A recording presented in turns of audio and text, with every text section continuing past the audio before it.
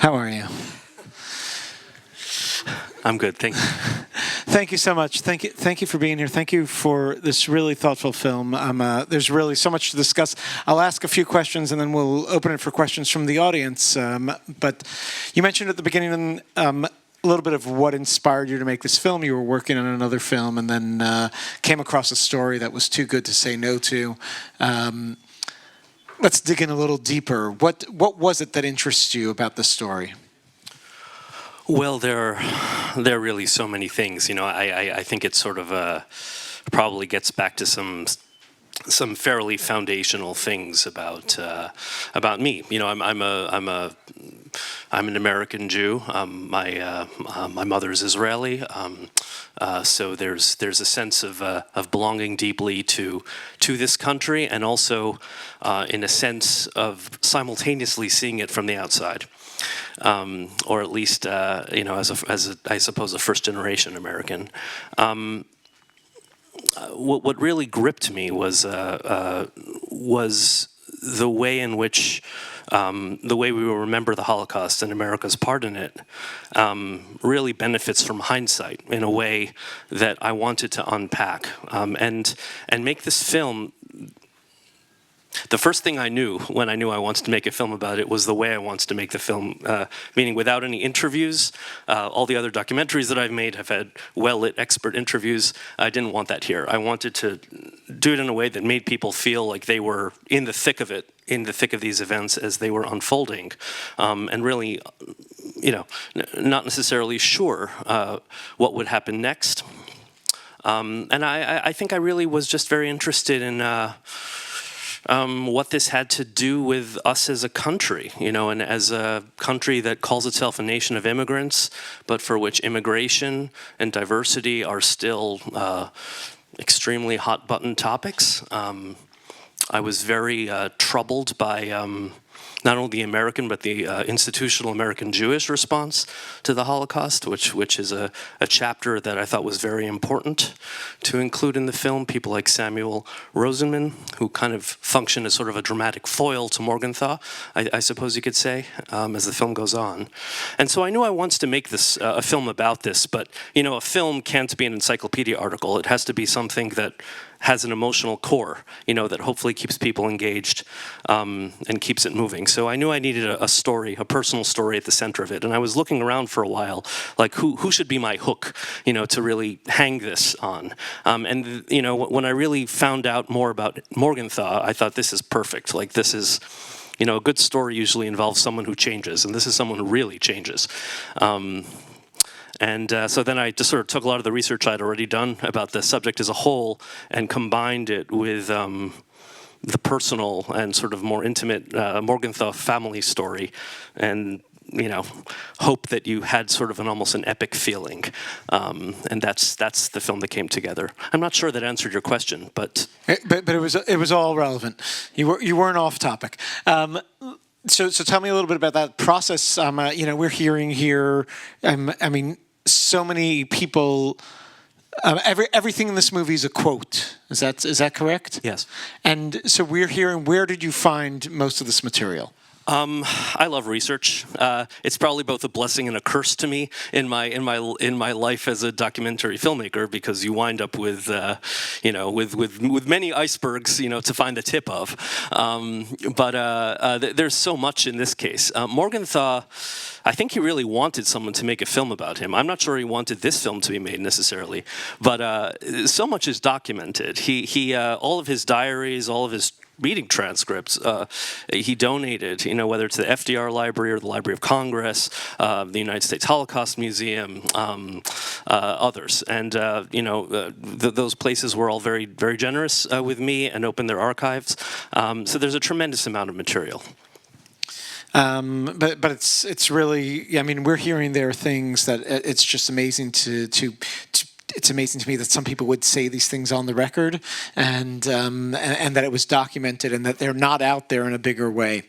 I want to dive into, though, what to me was one of the stronger parts of the film, and I think you do a great job in connecting it to today and to where we are, and not just to make this a historic piece, but really, I mean, you start off with Jews will not replace us, and throughout the movie, there's moments that are, really brought up, saying things that that are going on in our country right now.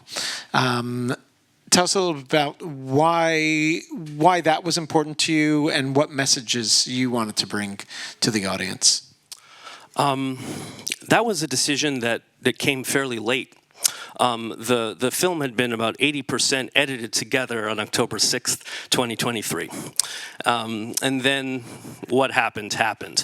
And what struck me, living, right here on the Upper West Side, and as someone who had attended Columbia, and as someone who just, was walking around, was the very peculiar aspect of some of the protests that were taking place. And I mean, before Israel began any military campaign in Gaza whatsoever.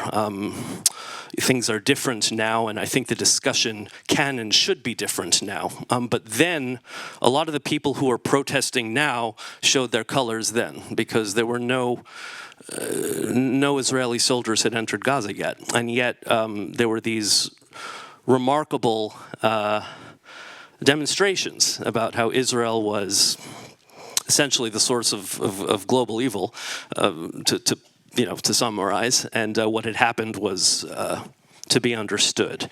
And at that point, I basically saw the subject of my film facing me in the world around me. And I just knew I had to do something to mirror that in the film. And I chose to do it in a way where you're hearing these things, but you're not seeing them. Because sometimes I think, just like in life, when you have a sense that's deprived, the other senses are heightened. So you're hearing more carefully, I think, if you're not seeing. And, a lot of our national politics right now is about demonizing immigration. I think that's been the case now for some time, and in fairly obvious ways. And I thought it was important to make people think, without drawing direct parallels, without telling people what to think, without even telling people what I think. But I do think it's very important to put those questions out there, because when we ask ourselves, what would we have done back then? One key question, way to go about it, is what are we doing right now? And I think it's extremely effective. I think also by not showing faces, I think that's an also interesting way of really approaching this topic, and letting those very familiar voices open a discussion of what this means to us right now in this country. I'll ask one more question, then we'll take questions from the audience. We're going to pass the microphone around. Where's this film going? What happens? It's people are starting to know about it. It was just finished pretty recently, and it's starting to have screenings. NET has said they'd like to broadcast it, which I'm very happy about. And some festivals. I can't announce them yet, but things are coming into focus for it. Great. We'd love to take some questions. We see some hands already up. We got one here. I enjoyed the movie very, very much. And it's your movie, and you decide, what you wanted to do with it, etc. What I think it would have been much better if it had been just about Morgenthau, rather than sort of being the whole history about everything in the Holocaust. In the 1930s, you bring in Breckinridge Long in 1940, 1941. He was active in the 30s. There were one or two about the American Jewish Committee. And what they didn't do about the quotas, one of the main reasons why they never brought up to let's increase the quotas was their fear, and probably correct analysis, that if anyone raised a bill in Congress to raise the quotas, Congress would probably shut down all immigration. So there's an explanation on that particular issue. But I think that you could have dealt with all of Breckinridge Long, what he did in the 1930s, kept out all these Jews and condemned all these people to death. So let's try to summarize that. Why did you want to focus more on beyond Morgenthau's story, but really into telling that story of the 1930s and 40s?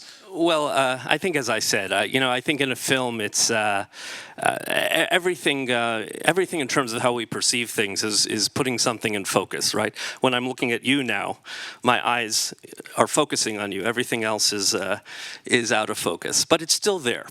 Now, so I needed a focus point for my film. That focus was Morgenthau, but really what brought me to this subject was not the life and times and the curriculum vitae of Henry Morgenthau Jr., but this larger topic. So I'm happy that ways were found, hopefully effectively, to bring the other larger story in.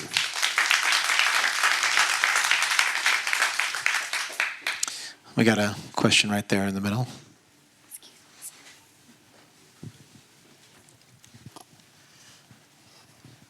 I have been obsessed with the Holocaust my whole life. I was born after the war in 1948, and my parents' friends had been in the camps, and this is something I've worked on myself my whole life, like my own research. I read a book about Henry Morgenthau, 10 years ago. Fantastic book. I had no idea the brains to come up with the war bonds. And I think that I completely disagree with what this gentleman said respectfully, because the thing that stood out to me was, and you addressed it head on, the anti-Semitism in the State Department, the fact that they were hiding these cables about the Jews for so long. People need to know that. So I just wanted to comment, and I wanted to say that it's not an accident that this film is coming out now. You have to get all the support that you can to get this seen everywhere. And I mean everywhere, everywhere, every group. With your help. I'll connect you to the filmmaker. But seriously, I am seeking a wider distribution, so if any of you know or are a distributor who's interested, let me know. We're going to take three more. One right over there, then there's, four. 1, 2, and then 3. Who helped you choose the musical selections? Did you choose them all yourself? I did. I have one of the things I've been able to draw on in my film work is I have a background as a musician. I was a conducting student before I went to film school, and most of my other documentaries are actually about musical topics and the lives of composers. So I kept the musical aspect of any film I work on is something that is really a key part of the storytelling, in my view, and I thought a lot about which pieces to use, what the sort of, if you will, leitmotifs would be, and how to use them. Yeah. Thank you for asking. I'm sure you're glad to have that. Somebody noticed. Hello. Yeah, looking around the age of the crowd here, I think I can say with confidence we've all read, well, 6 million died and the Jews are expendable.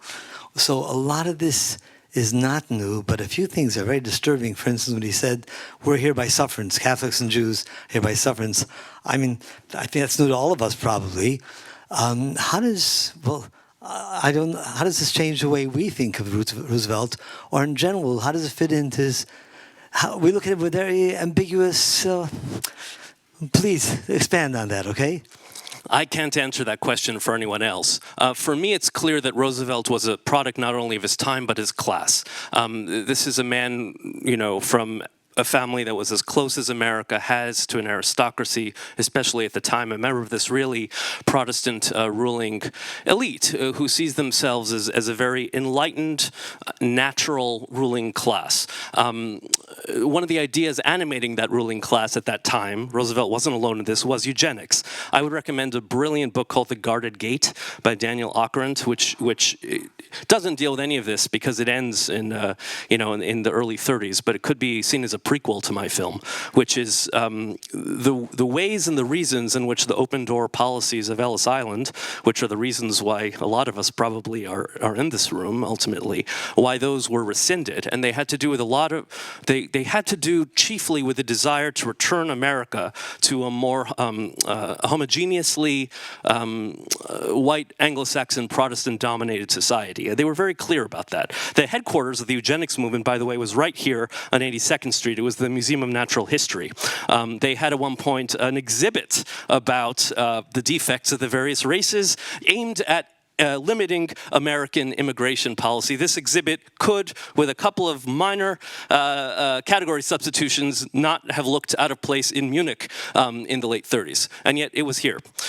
So Roosevelt was very tied up with the eugenics movement. I quote from some op-eds that he wrote in the 20s,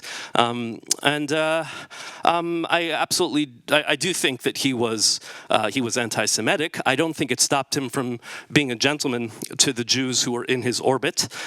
Mostly Jewish people who could be quite useful to him also. But I don't think he would have commissioned a massacre. I think he was genuinely horrified when he heard about something like Kristallnacht. But I also think he was not willing. Well, you heard it in the film. For him in the State Department, the problem with trying to help the Jews escape was not that it might fail, but that it might succeed. And it was Eleanor, that amazing quote where she says that his wife looked Jewish. Is that how she defines it? That was his mother. We could dive into that a little bit, but we'll take the questions here. First, as one of the people in this room, everybody in this room, we all know about the Holocaust, but as I guess one of the slightly younger ones, I will say I grew up, though, here's my dad here, and your dad, but I grew up knowing all of this, Hebrew school confirmation class as a Reform Reconstructionist Jew.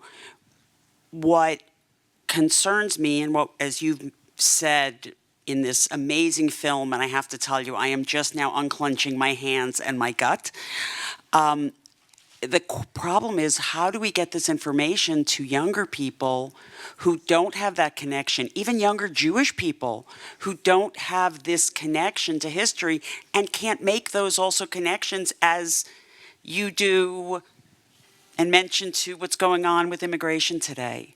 I don't know if it's a question you can answer, but you're in the biz. Well, thank you. I'm happy it spoke to you so clearly. That is what was motivating me to do what you're describing. I'm not sure this is the one that's gonna reach the younger audience. It's only gonna be when their grandparents sit them down and say, "Watch this with me." You know. Well, you might be right. Let me tell you something I tried to do, is I tried to really think hard about the narrative velocity of it, and not because I'm trying to pander to anyone, but because I was trying to make a film that was very watchable, that didn't feel like a PBS 6-part miniseries, that really that just traveled at the speed of emotion, and I hope that helps it. If people actually sit down and watch it, I think they stay. The question is getting them to sit down, and I agree that is a question. We have one more question down here. Thank you so much for this. Thank you so much for this film being so informative, and this woman was absolutely correct. That this film is for the younger generation, for the young people, okay? We older people know about the anti-Semitism that is prevalent everywhere. And I spoke to my grandson when there were encampments at the University of Pennsylvania, and we saw all these young people out there, and I said to him, why are there so many young people, even Jewish girls mainly, supporting this statement of from the river to the sea, etc. And he said, Ma, they don't know their history. And this film was about the history. Well, I couldn't agree more. I mean, I think it's deeply important right now, especially, to remind people just what the world was like just a few years before there was a Jewish state. And I you know, to see Jewish people talking voluntarily about maybe we don't need. I mean, just 80 years after the Holocaust, the word for that is meshugna.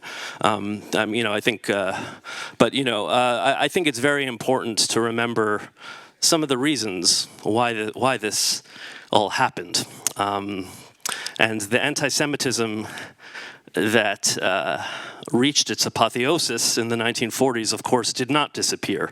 But of course, it became a little less acceptable, so it had to find other terminology. But I will share that Morgenthau's arc is happening today, is happening post-October 7th. There's a lot of people who did not have their connection to Judaism and are finding it now and are standing up for Jewish causes in different ways and are making their way through from one place, from being American to being American Jewish. And Morgenthau, like, for that reason, this story seemed like, I mean, I'm not trying to sound like I'm trying to be pompous about my own film, because I'm not, but it seemed like it was almost like an epic of the American Jewish 20th century. This man's trajectory, you know, because this is a man who truly starts in one place and ends in another, and the film is about that. Thank you so much for sharing this with us. Thank you for being here. Folks, join us for more. Our September fall program is starting up, and we look forward to seeing you. This is the way to see movies together. Thank you very much. Have a good night.